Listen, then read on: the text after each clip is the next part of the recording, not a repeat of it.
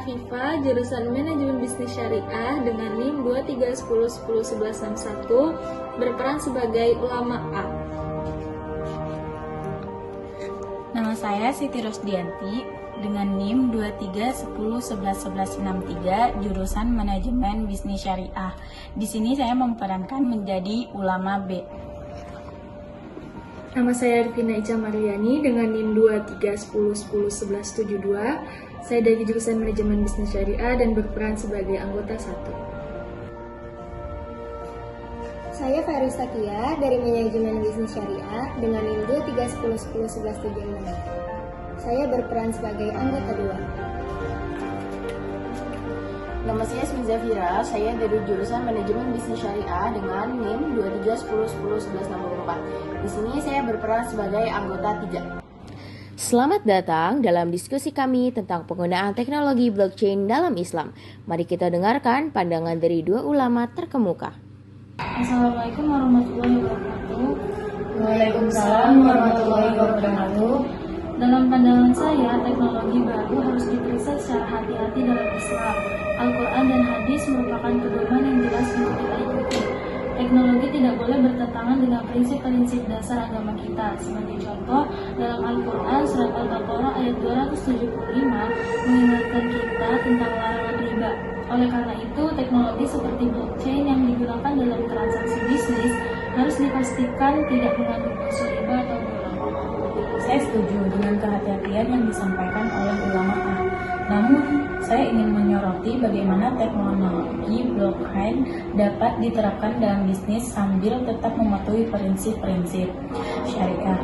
Dengan mengacu pada maqasid syariah, tujuan dari syariah adalah untuk melindungi agama, jiwa, akal, keturunan, dan harta. Blockchain dengan transparansi dan keamanannya dapat membantu mencapai tujuan ini. Ijma utama kontemporer juga menunjukkan potensi positif dari teknologi ini jika diterapkan dengan benar. Saya adalah pelaku bisnis yang telah mempertimbangkan penggunaan teknologi blockchain. Dalam bisnis saya, transparansi dan keamanan transaksi adalah sangat penting.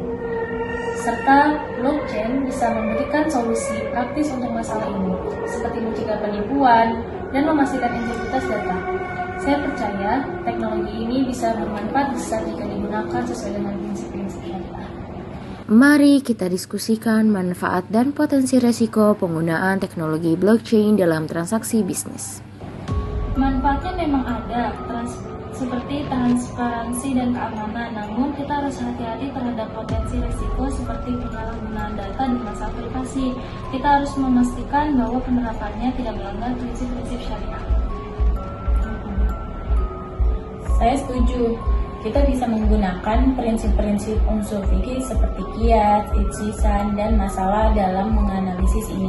Misalnya menggunakan qiyas, kita bisa membandingkan blockchain dengan sistem akuntansi tradisional yang sudah diterima. Ijtihad bisa kita gunakan untuk memiliki blockchain jika membawa lebih banyak manfaat daripada kerugian.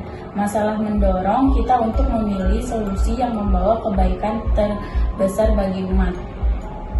Dengan begitu, kita bisa mencapai kesepakatan yang seimbang. Kita tetap berpegang pada prinsip syariah sambil mengambil manfaat dari teknologi modern. Setelah diskusi yang mendalam, mari kita buat keputusan bersama tentang penggunaan teknologi blockchain dalam transaksi bisnis.